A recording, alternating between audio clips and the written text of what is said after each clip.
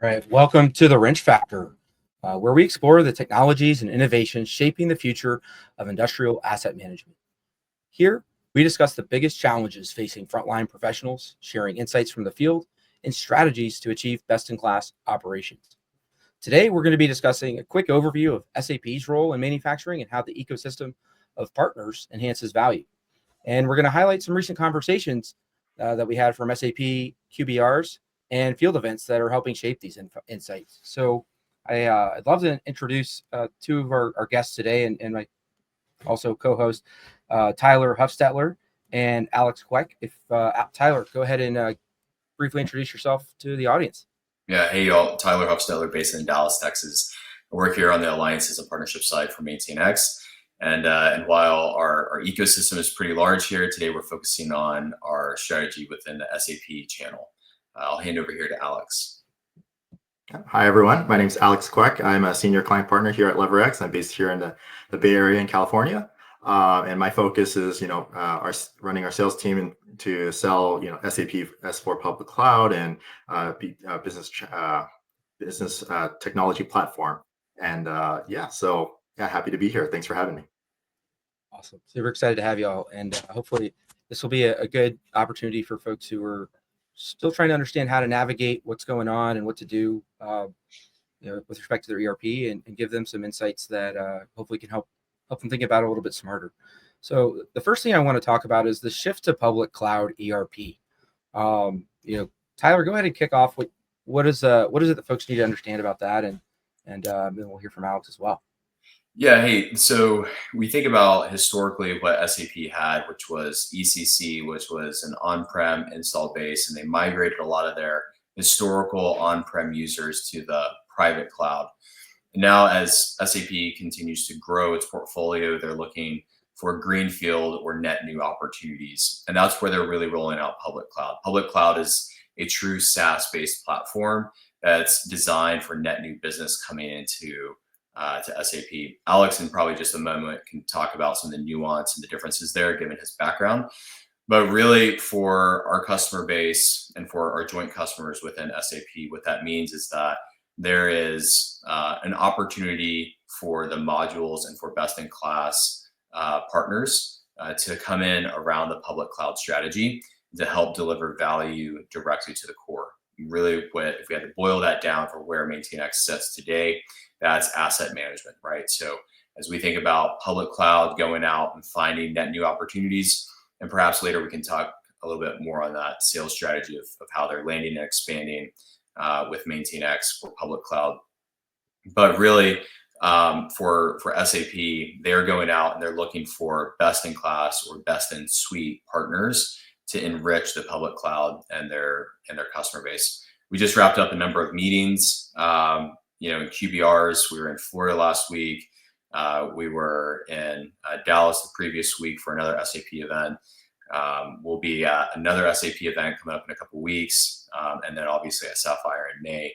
And really, the emphasis is very strongly aligned with get best-in-suite products that surround the public cloud and enhance that user's experience within the SAP ecosystem. So that's quite a bit of intro for you around that kind of what I'm seeing and hearing for that in the shift in public cloud or shift to public cloud. So I don't know, Alex, do you have something else to add kind of along those lines? Yeah, sure, definitely. So, I think what we're seeing with public cloud is, that's becoming the number one focus for SAP, especially in the mid-market space. And that's also right, because of that, LeverX is also putting all the focus on public, S4HANA public cloud for mid-market ERP systems. And, I think the real shift that we've been seeing is that, in the past for SAP, with ECC and even before that, right, with on-premise solutions, there was a lot of customization that was going on, right? We talked a little bit about how with ECC, a lot of our current customers out there today have so many customizations that it's hard for them to move to the cloud or move to more innovative solutions. And that's something that I think SAP is trying to prevent going forward with public cloud ERP.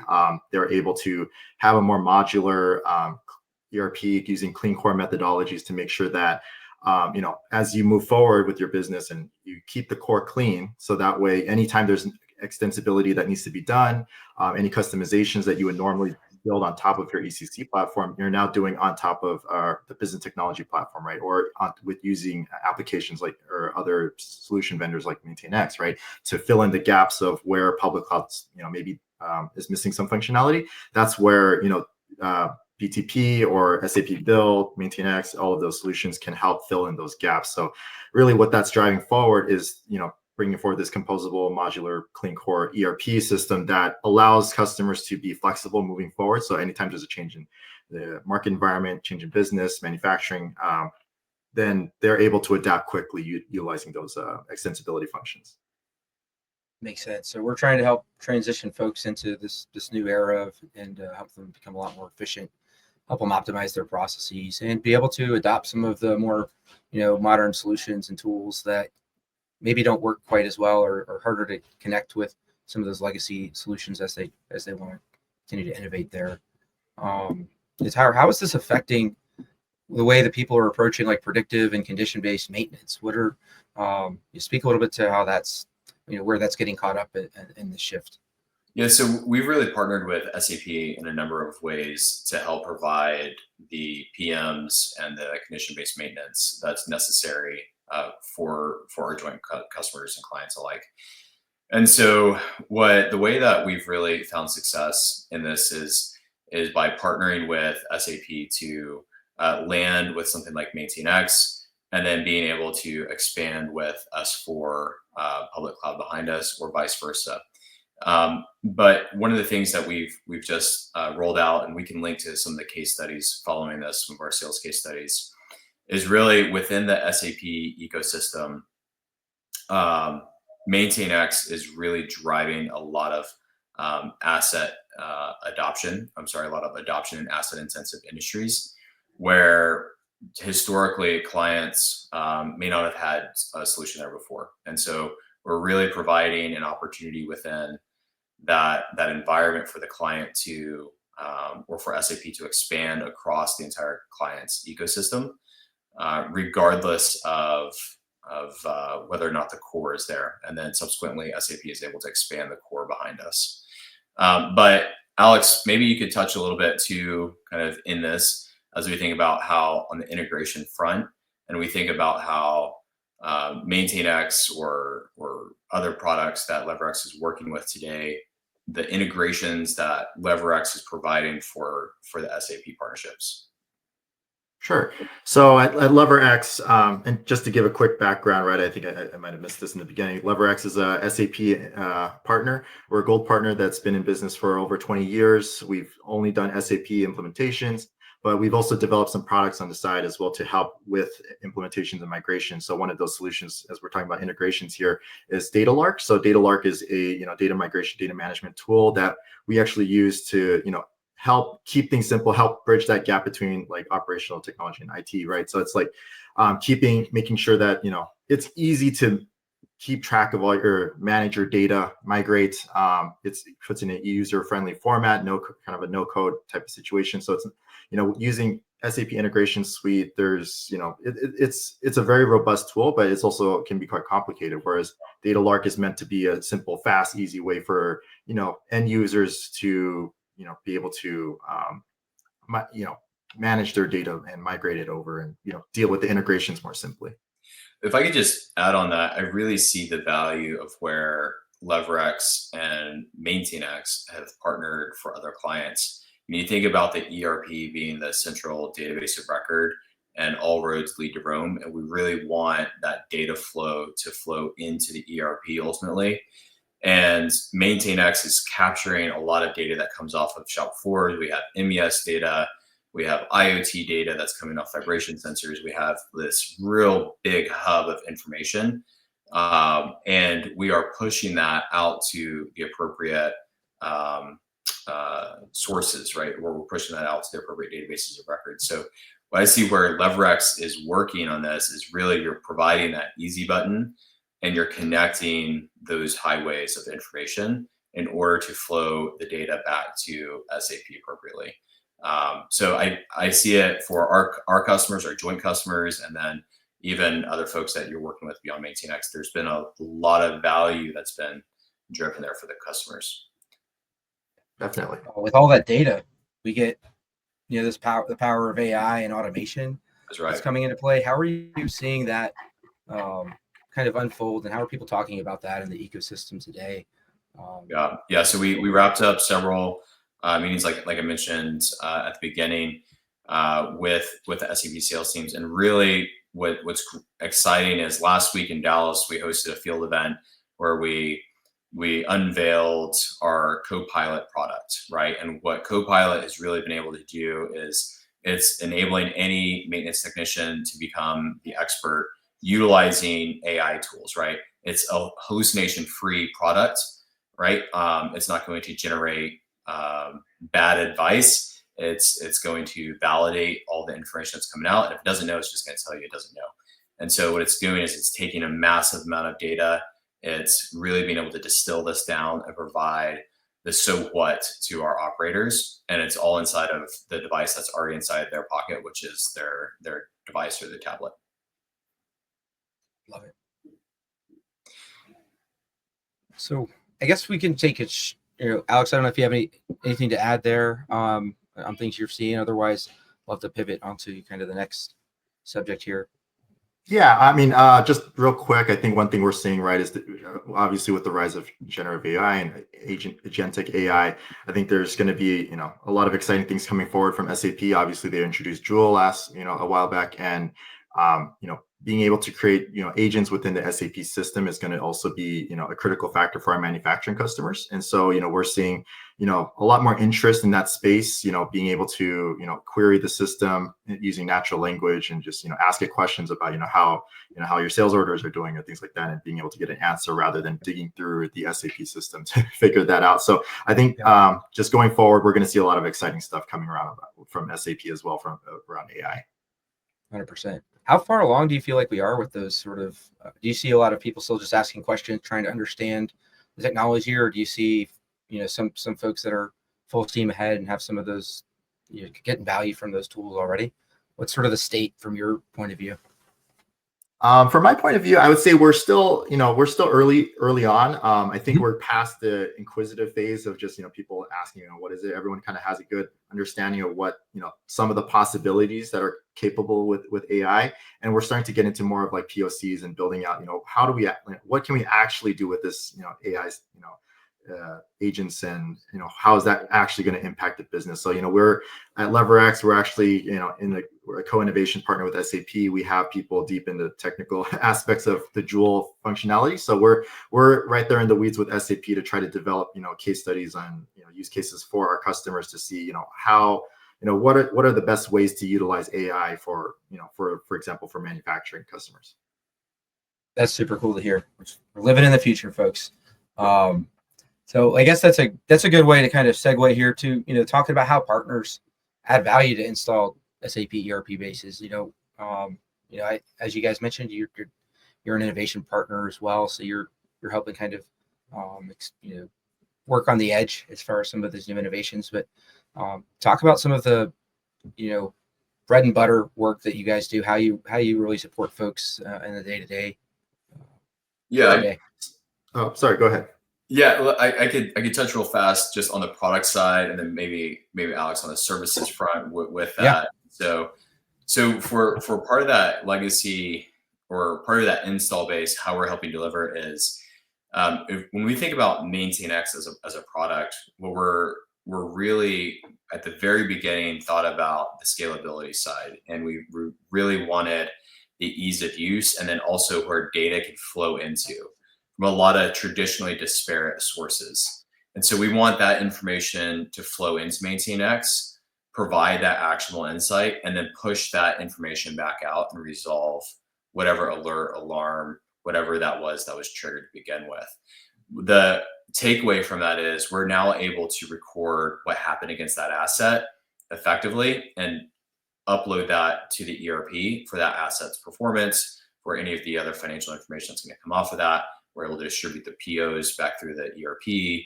We're able to track vendor performance back through the ERP, right? So there's a lot of information that gets tracked off of this. And the great thing, because MaintainX is a standalone platform, is we can go into new business units. We can go into other parts of the business that haven't historically had the core deployed there. and we're able to provide asset management today. What that means is that if the ERP isn't there today, SAP can still win inside these environments, right? We're still expanding the SAP ecosystem, agnostic of what the ERP product is. So let me hand over here to Alex, maybe to further talk to that. Sure. I'll say from the services side, we're a systems integrator. So on this side of the house, I think the value that partners bring to the table, especially for SAP, is just our expertise in the field, right? So we worked with hundreds of customers, many in the manufacturing logistics space, and because of that, we've developed this key expertise within those industries, and that allows us to become expert advisors for our customers and help bridge the gap between SAP and our customers, right? SAP at the end of the day, they're selling their solutions, but we kind of bridge that gap to make sure that the implementation goes smoothly. We're able to take our customers' concerns and really turn that into business value, and we've achieved results such as like 40% reduction in order processing time, or 30% reduction in operational costs, just by making sure that the system that we've helped implement runs smoothly and functionally. And at the end of the day, it comes down to expertise, right? Like the partners out in the field are the ones that are are doing the implementations. They're out there in the field day to day, and so by bringing us in, we're able to be kind of a trusted advisor for our customers, sharing best practice experience amongst past implementations we've done. And we're also very tight with SAP, right? We're, as I mentioned before, we're a co-innovation partner. We help with a lot of SAP solutions, making sure that we take kind of what our customers are saying and bringing it back to SAP so that they're able to continue innovating and continue improving the solution so that it fits what the customers need. Makes sense, because a lot of these folks that you're working with, they maybe have gone through one or two ERP, migrations or updates in their career. So it makes sense to bring in the experts that can make sure, they don't make, easy to avoid mistakes, and it's great to have a partner ecosystem that can help them be nimble and agile, because you can't just put your business on pause for 6 months while you make these transitions. You got to kind of do it on the fly. And that's where I think the value here is coming. That's sort of where I'm hearing, is helping these folks stay agile and kind of do these hot swaps, mid-flight, so that they get a lot of success and get quick wins. Yeah, Tyler, what else are you seeing as far as some of the conversations that we've been hearing? Speak to some of those.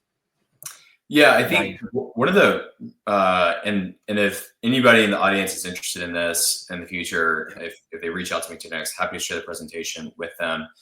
Nick and I, we were both in Orlando last week, where we presented on MaintainX and the SAP partnership. And historically, when